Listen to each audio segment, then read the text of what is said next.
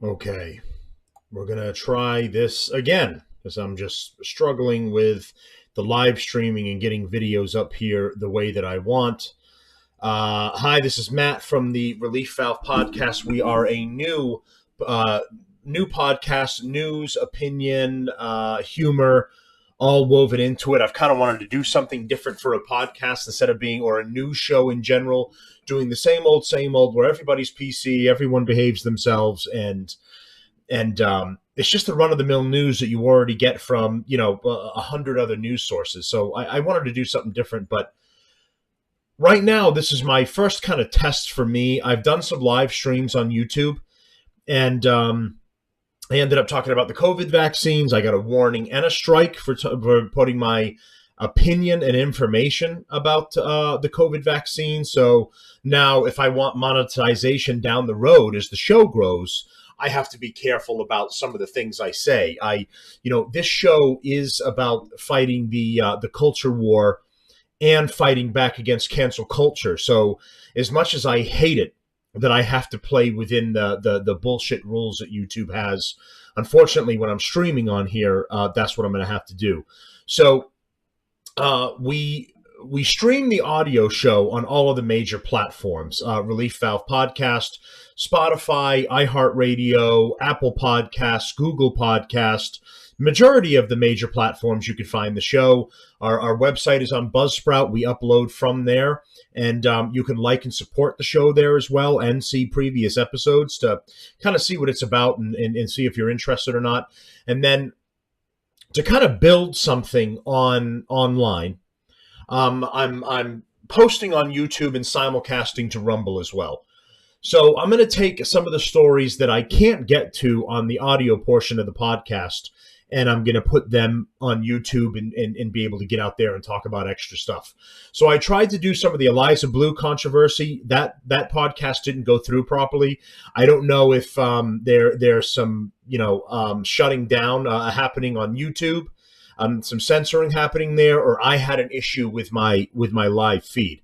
So I'm going to try and do the Eliza Blue controversy with the quartering and banning people on Twitter, things like that. Later on today, I'm going to try it again. But in the meantime, I'm just going to try this story here and try and get some traction, get something right here. And I want to talk about the U.S. Deciding to send tanks to Ukraine after a year of saying, no, absolutely not. We're not going to put boots on the ground. We're not going to put armor on the ground. And we're not going to give you planes either, because that's basically America getting involved directly in the war. So now apparently we are doing that. So this is from the Daily Wire here. After Ukraine scores U.S. tanks, Kyiv plans a push for modern fighter jets. So Ukraine intends to press the United States for fourth-generation fighter jets after President Joe Biden agreed to send dozens of top U.S. battle tanks to aid Kyiv's war against Russia. The White House announced on Wednesday that it will send 31 M1 Abrams battle tanks for Ukraine, a major reversal after officials said the tanks are too complicated and high maintenance for the inexperienced Ukraine military to effectively use. Biden said the tanks symbolize unflagging commitment to Ukraine's cause. These tanks are further evidence of our enduring, unflagging commitment to Ukraine and our confidence in the skill of the Ukrainian forces, Dementia Joe said. As I told President Zelensky when he was here, and today is his birthday, by the way, in December. Who gives a shit if it's Zelensky's birthday? We're with you for as long as it takes, Mr. President. The tanks will be paid for through the Ukraine Security Assistance Initiative, or ripping off the American taxpayer, a fund approved by Congress to aid Ukraine. Using the fund will delay Ukraine's reception of the tanks by months, according to Politico. The Pentagon will procure the tanks as well as support vehicles and supplies to give to the Ukrainians to maintain the battle machines while the aid is being prepared and shipped.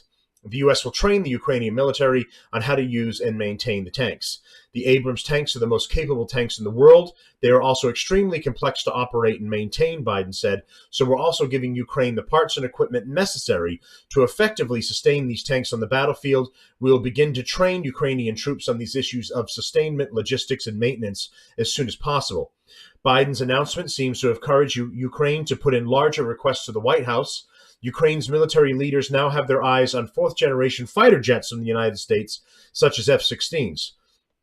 The United States has previously denied such requests over the potential for escalating the conflict between Kyiv and Moscow. The next big hurdle will now be the fighter jets, Yuri Sak, an advisor of the Ukrainian Defense Minister Oleksiy Reznikov, told Reuters Wednesday.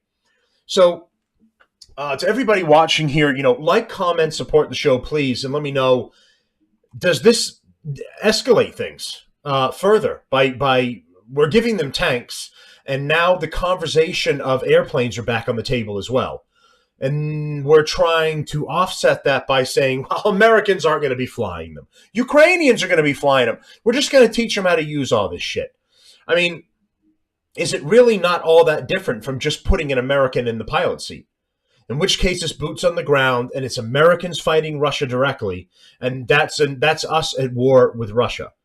Is it a catch-22 because we're giving them tanks and planes, but we're not putting Americans in the cockpit? We're sending them there to train the Ukrainians how to use them, and then we're going to leave. Like, how do you know when that M1 Abrams is on the battlefield, there isn't an American piloting it? Well, the F-16 is in the air, there's not an American in the cockpit. How does Russia know that? They could assume for the shit of it that there are Americans piloting those things. So, in my opinion, this is a dangerous move, but I'm curious about what you all think too. So it continues on. If we get them, the advantages of the battlefield will be just immense, Sachs said. It's not just F-16's fourth-generation aircraft. This is what we want. The Biden administration agreed to send Kyiv Abrams tanks after Germany pressured the United States, insisting it would withhold its own Leopard 2 tanks. The U.S. favored sending Leopard 2s to Ukraine instead of Abrams because the Leopard 2s would be easier for the Ukrainians to operate and maintain. The Biden administration has also asked Israel to supply Ukraine with Hawk anti-aircraft missiles that Israel purchased from the United States in the 1960s. Israel denied the request, according to Axios. So there you go. Like, subscribe, support the show, please, and let me know what your thoughts are if this is bringing us closer to World War III. I'll be posting some other news stories later today and hopefully getting the Eliza Blue controversy and my thoughts up on that as well. I have a whole bunch of information for all of that, including some of the newest things that are happening. All right, thanks everyone for tuning in, and we'll be back on